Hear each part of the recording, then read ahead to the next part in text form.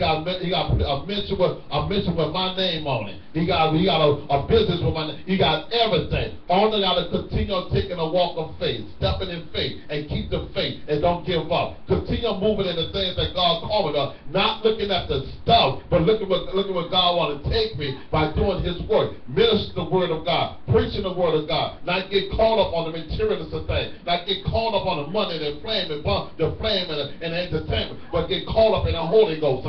That God will continue moving inside me. That when man come in around me, they'll know that God is with me. Knowing that God is working in me. Knowing that God is leading me into all the righteous and the true. Knowing that God put a prophetic word in me to speak to the body of Christ. That the body of Christ can grow in the spiritual way. That when I was caught up into the building or caught up in the finance or get caught up what man say things, but get caught up in the Holy Ghost. Get caught up in the anointing of God. That we can continue moving. That God can keep to make us help us or make us enriched in Jesus Christ. And that's what we got to look at, my brothers and sisters. When we look at that, you don't have to worry about what man say or what man going to do.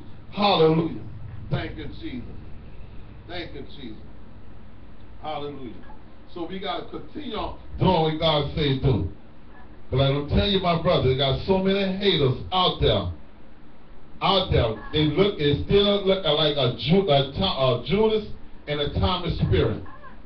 They'll betray you, but they can't believe you unless they see you. Or they just see exactly gone. You see, they on the thing about it. And I know some of us give biblical word, but they still don't believe the word of God. They still believe that, I got to see it first to believe it. Let me tell you something. That's not faith. Faith is a something that things hoped for and everything that's not seen. So without faith it's impossible to please God. Faith without works is dead. And we got to know how to work the faith, that the faith will work for us. We got to believe that Jesus died on Calvary and set us free from the hands of the enemy. Knowing that the bondage that was on us has already been broken by the blood of Jesus Christ. That we are been saved, set free from the hands of the enemy. Knowing that Jesus had cleaned it all white clean for us. That we can go into the Heavenly Father and go to Jesus, into the Heavenly Father through Jesus and receive every benefit and every promise that He promised our forefather Abraham, Isaac, and Jacob. Knowing that we got everything in our hand. You see, eyes cannot see, ears cannot understand, especially the spiritual things cannot see what God, the natural things cannot see what God has done. But the spiritual man can see all things. You see, when you have the Spirit of God, you have the wisdom of God, and God will show you the hidden things. And I'm telling you, God showed some hidden things to me, and He showed me some things, and He gave me a vision to go forward. But I'm telling you, if people ain't gonna understand your vision, because know why? Because God ain't give it. So what if they don't walk with you? So what they don't understand with you? That's the problem. You can't walk. I'm gonna tell you something. If you want to walk with me, hey, keep on contact what's on YouTube. Keep on come around to the church to right here and keep up the faith. Don't give it the whole 5-4 ministry and see what God is doing. I got videos and cameras and all that on YouTube to show you how God changes in the sanctuary.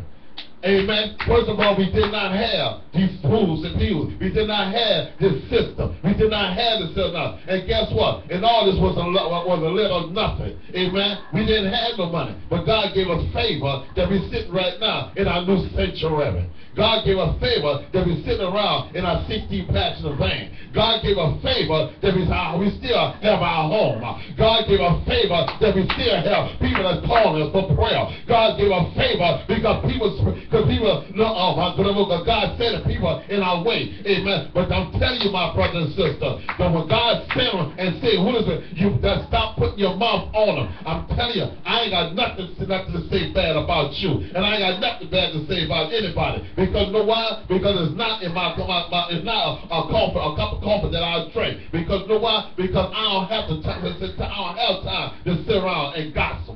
I don't have time to tell nobody about you. I don't have no time to do that. I don't have no time, my brother. I don't have no time, my sister. The only time I have is to serve the Lord and do what God called me to do. And that's what I praying to God right now that the people that hearken to his voice will run to the altar and repent and get on their knees and surrender it all to God. Because if you don't repent, come on, body of Christ, everything you touch will crumble. If you don't repent, everything you speak is going to fall to the ground. If you don't repent, the people that you got going to leave you because they're going to find out who you are and what you are. Because the devil don't belong in the kingdom of what? The devil comes out to steal, kill, and destroy, and to manipulate God's people like the Balaam spirit, like the Antichrist spirit, like the Holy Spirit. They come out there and deceive you. And let me tell you something. Everything that God gives to you is not to walk in the park. It's a faith walk. And you got to trust and believe in God. And soon you start trusting and believing God, God will bless when you least expect it. And when you will open the doors and windows that no man cannot close. Because ask me how I know. Because he's done it for us.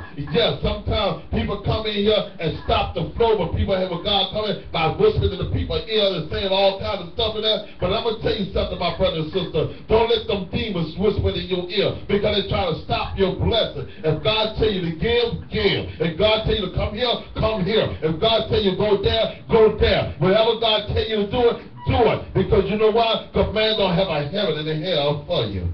Hallelujah. Thank you, Jesus. Glory to God. Thank you, Jesus. Hallelujah. Let's go to 1 Samuel chapter 17. I'm going to walk you through this thing. I'm going to walk you through this thing here. Because we have to have free will. Amen. We have to have free will. Glory to God. 1 Samuel chapter, let's go cut this thing down sometime. 1 Samuel chapter 17. Hallelujah. Thank you, Jesus. Glory to God. 1 Samuel chapter 17.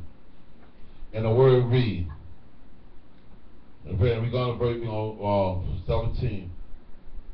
Thank you, Jesus. Thank you, Jesus. Hallelujah. And this is a sermon talking about Goliath. Amen. This is a time when Paul, which is Saul, was part of the Egypt, the Philistine.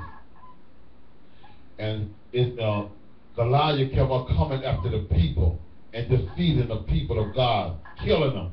But no one, they never had the courage to stand before Goliath. You see, there's a Goliath in everybody's way. There is a Goliath. And the Goliath is here to try to destroy, to kill, and to kill, steal, and destroy you.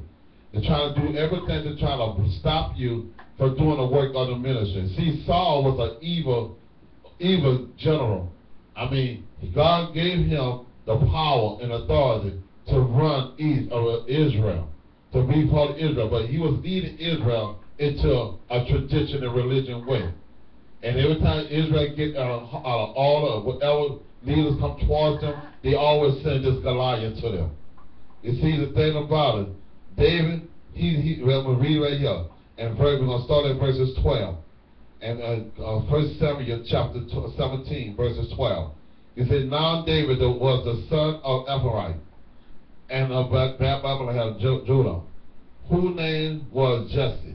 And he had 8 sons. And a man went amongst men for an old man in the days of Saul. And the third elder son of Jesse was to follow Saul to the battle. And the name of the third son went to the battle was Eliab. The firstborn, and the next unto him Abadiah, and the third Samuel. And David was the youngest.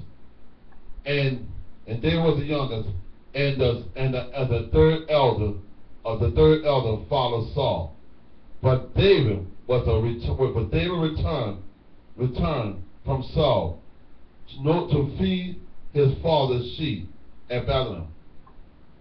And the Pharisees drew near morning and even, and presented himself 40 days.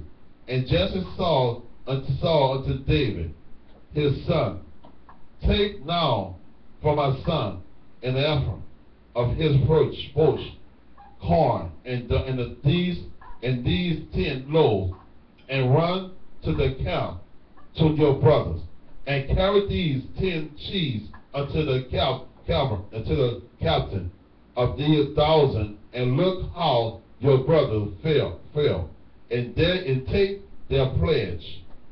Now Saul